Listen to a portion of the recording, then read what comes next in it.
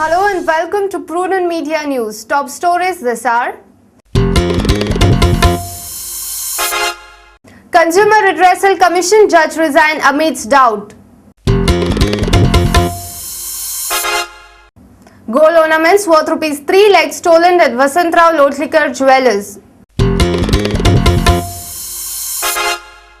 Terror hits tourism industry, tourists go backpacking.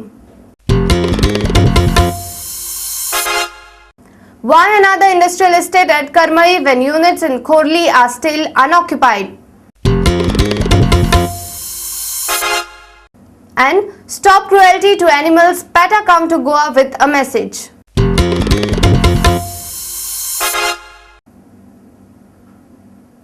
Now the news in detail. Writ petition filed by Advocate Jose Peter D'Souza challenging the appointment of Justice C.K. Mahajan, President of State Consumer Redressal Commission, came up for hearing in the High Court before Justice Deshpande and Justice N.A. Brito.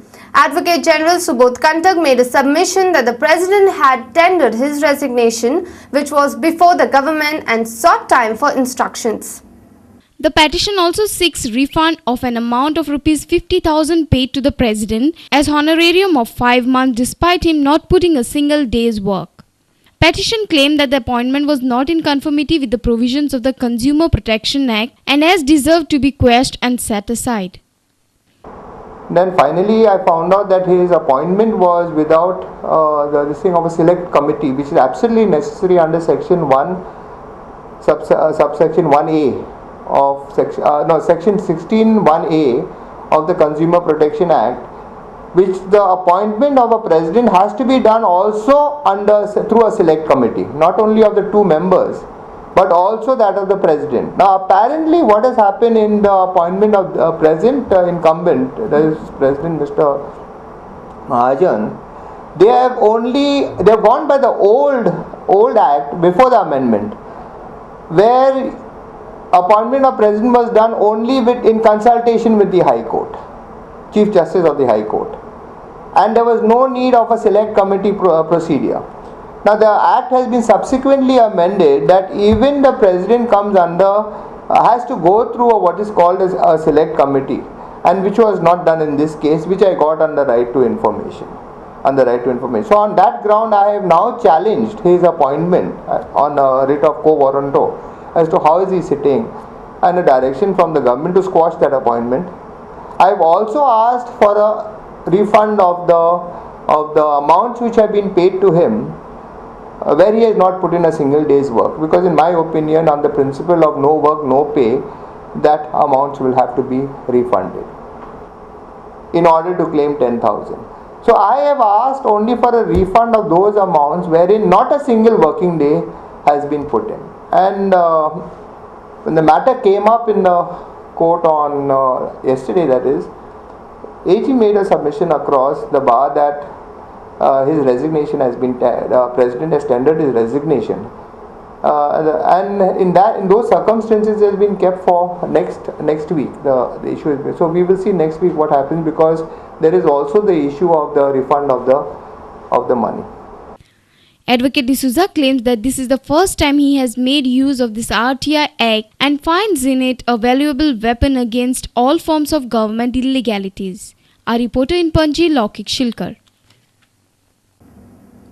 A gang of robbers looted gold ornaments from Vasantrao Lotlikar Jewellers shop at Margao.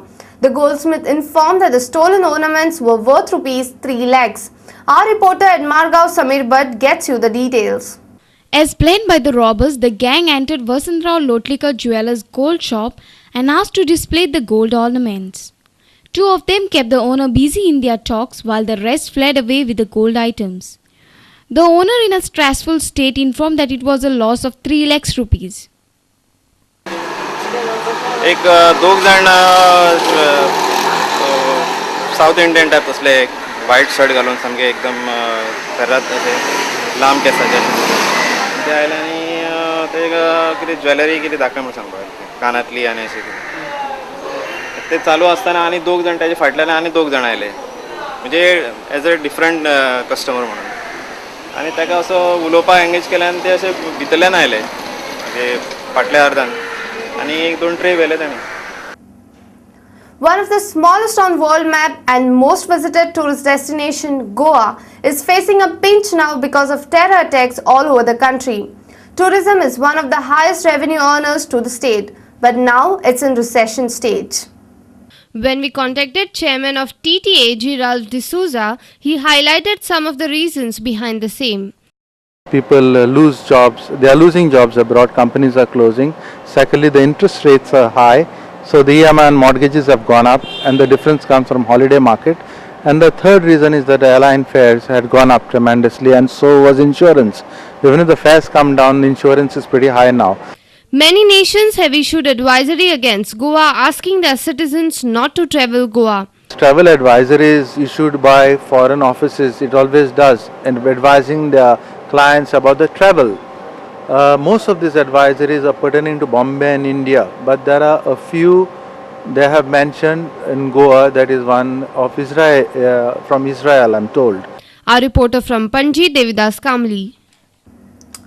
Mumbai terror attacks and the serial bomb blast in different cities of the country was the top agenda in both the houses of parliament on Thursday.